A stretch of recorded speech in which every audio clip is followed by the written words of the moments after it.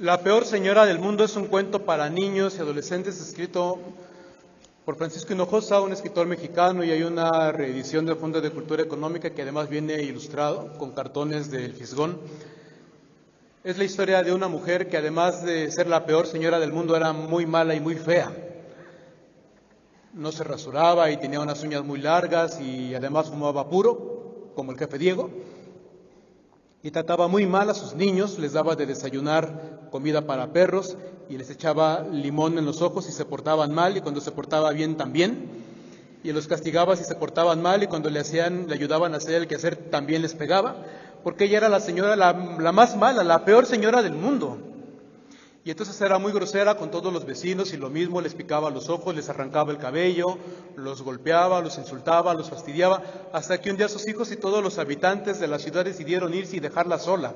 Y se quedó nada más con una paloma que estaba en una jaula, y la peor señora del mundo, que era la peor de las peores, le arrancó las plumas y la maltrató y la hizo sufrir mucho, hasta que se aburrió de nada más tener a la paloma y dijo: voy a mandarles un recado diciéndoles que ya me arrepentí, que ya soy buena. Y entonces les mandó un recado con la paloma a todos los habitantes y todos regresaron y pensaron que ya había cambiado, pero un día en la noche la peor señora del mundo construyó una muralla para que nadie se pudiera escapar y comenzó otra vez con sus maldades, porque efectivamente ella era la peor de las peores señoras del mundo. Y no les cuento el final de la peor señora del mundo. Pero lo que hemos escuchado en el Evangelio, lo que hemos contemplado en esta escena del Evangelio, es quizá la peor de las peores reacciones que se pueden tener en contra de Jesús. Algunos estarán pensando en la cruz, pero lo que provocó la cruz fue esta reacción contra Jesús, que es la peor de las peores. Es decir, pensar que Jesús está actuando por obra de Satanás, sino por obra del Espíritu Santo. Lo que estamos viendo no es una anécdota en la vida de Jesús, no es una cosa más, como quien de repente va caminando en la calle y te encuentras con una persona y te dice, por decir algo: pozole andabas, ¿qué te sucedió? Porque ya ven cómo es la gente. No es una anécdota más, esto es, recuerden, para los que ya conocemos el Evangelio desde el inicio, nosotros hemos visto cómo el Espíritu Santo ha descendido sobre Jesús en su bautismo. Nosotros hemos visto cómo con la fuerza del Espíritu Santo Jesús se fue al desierto, venció al demonio, y cómo con la fuerza del Espíritu Santo pasó por la vida haciendo el bien, curando enfermos, acercándose a los leprosos, tocándolos con cariño, devolviendo la vida y sobre todo las ganas de vivir a una mujer anciana, a la suegra de Simón Pedro, cómo fue incluyendo a los pecadores, aún a los que cobraban los impuestos para Roma, cómo fue incluyendo a su mesa y compartiendo la comida con las prostitutas, con todo el mundo. En Jesús todo el mundo tuvo un poco de comprensión y mucho de misericordia, así es que esa situación venía a desestabilizar completamente la manera en la que estaba construida la sociedad. En nombre se creía de un Dios que era amante de la pureza, y Jesús nos viene a decir que Dios no es amante de la pureza, sino amante del ser humano, que la debilidad de Dios no es la pureza, sino el corazón del hombre y la mujer, que fueron creados a imagen y semejanza suya, y por lo tanto que Dios es capaz de hacer cualquier cosa con tal de ganar a sus hijos, a todos, que es un padre que tiene el corazón de madre, que ama con la fuerza, con el amor materno, que es el Espíritu Santo, y no le gusta que ninguno de sus hijos quede fuera de la mesa común del reino de Dios. Pero esto a la gente le parecía cosa de locos. Recuerden que en aquella época no se conocían, todavía no nacía Freud, todavía no se conocían ni las enfermedades mentales, ni siquiera las causas de las enfermedades físicas, así que a la gente le daba diarrea porque se le había metido un demonio, la gente se enfermaba de la piel porque se le había metido un demonio impuro. Y entonces, pues, ¿qué pasaba con Jesús? Pues lo lógico, estaba fuera de sí, dice el Evangelio, estaba loco, y la gente pensaba que estaban locos, es decir, que estaba endemoniado. Olvídense, hagan a un lado ahorita el diagnóstico de que estaba fuera de sí, que es una cosa muy triste, que creía la gente de su tiempo que no aceptaba esta propuesta nueva de vivir, esta nueva manera de organizarnos que proponía Jesús de parte de Dios. Olvídense del diagnóstico de que estaba loco, piensen en la causa, pensar que actuaba movido por el espíritu contrario, el del Espíritu de Dios. Uno puede decir que estas cosas ya no pasan en nuestros días, pero si observamos todo el planteamiento de propaganda política en los días de campaña, todos están construidos con ese mismo espíritu. hacernos creer que los candidatos actúan impulsados por un mal espíritu. A nosotros nos toca discernir qué es lo que está impulsado por el Espíritu de Dios y qué no. Podemos confundirnos. Un día le preguntó a su mamá a Mafalda: Mafalda, ¿cómo te fue en la escuela? Y dijo ella: hoy bien, ¿sabes? La maestra de este año, pues cuando está de buenas, es muy buena gente con todos y nos tiene muy felices y parece una tipa coherente. Pero cuando está de malas nos desorienta, nos confunde, porque a veces nos puede ver con unos ojos furiosos y nos hace morir de miedo, pero otras veces nos pone su carita triste, de poco sueldo, y lloramos de lástima.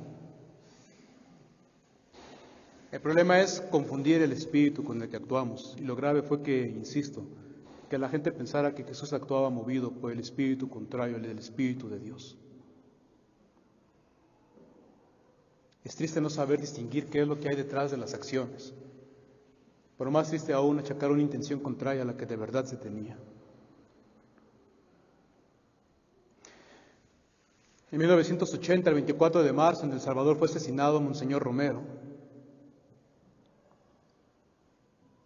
El Papa Francisco, al beatificarlo y al firmar el decreto de martirio, reconoció que Monseñor Romero fue asesinado por odio a la fe.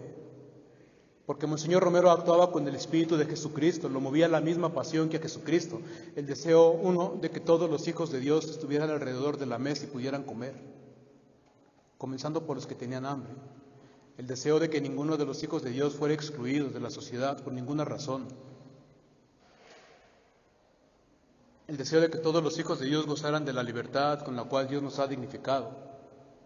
Su única motivación era que los hijos de Dios vivieran como hijos de Dios, conforme a la voluntad del Padre.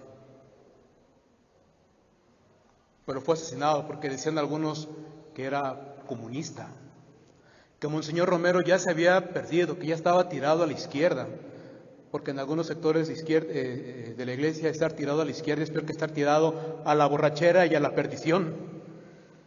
Entonces decían: perdimos a Monseñor, lo perdimos.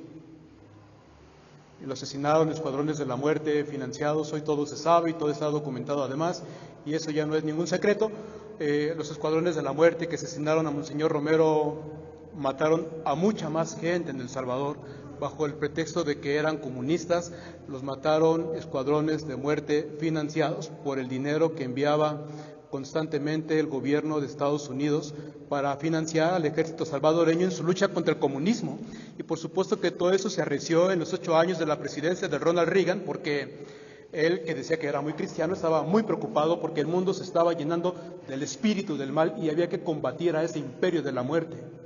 Hasta que en 1989, en noviembre, esos escuadrones de la muerte asesinaron a una comunidad de jesuitas, 6 sacerdotes, la cocinera de la comunidad y su hija, asesinados todos ellos la misma noche, del 15 al 16 de noviembre de 1989, porque se decía lo mismo, que eran comunistas.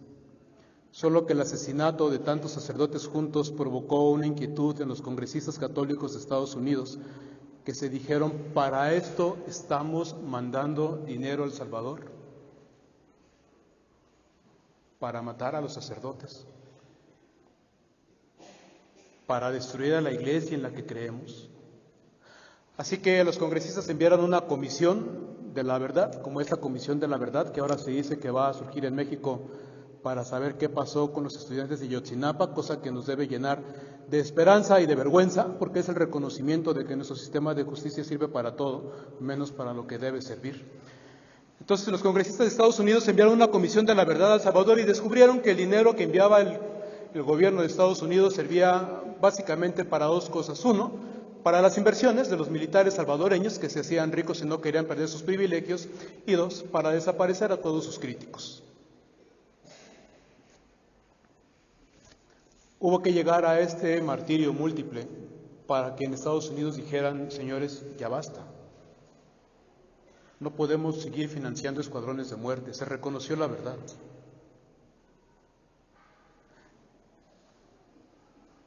Un ejemplo de nuestros días de cómo se sigue achacando a alguien que actúa movido por el Espíritu de Dios, que actúa movido por un espíritu contrario. El Papa Francisco, comentando este pasaje del Evangelio hoy en la mañana, allá en Roma, lo dijo de una manera muy categórica. Reconocer la acción del Espíritu Santo, dice él, nos hace familia de Dios. Pero la calumnia, pensar que alguien actúa movido por un espíritu contrario al del Espíritu de Dios, dice el Papa, eso nos hace familia del diablo. Y queda entonces la disyuntiva, abrir los ojos bien, discernir qué es lo que nos mueve y tratar de comprender qué es lo que mueve al otro. El deseo sincero de construir una sola familia, porque pareciera que en la época de Jesús eso dolía y dolía mucho. Reconocer que todos somos hermanos con la misma dignidad, que a todos nos ama Dios, que puede que no le guste lo que hacemos, pero eso no significa que Dios reniegue de nosotros, porque su amor no se desdice y es enteramente fiel, pero insisto, allí queda el reto, discernir qué nos mueve y qué mueve al otro y de quién queremos ser familia, de Dios o del diablo.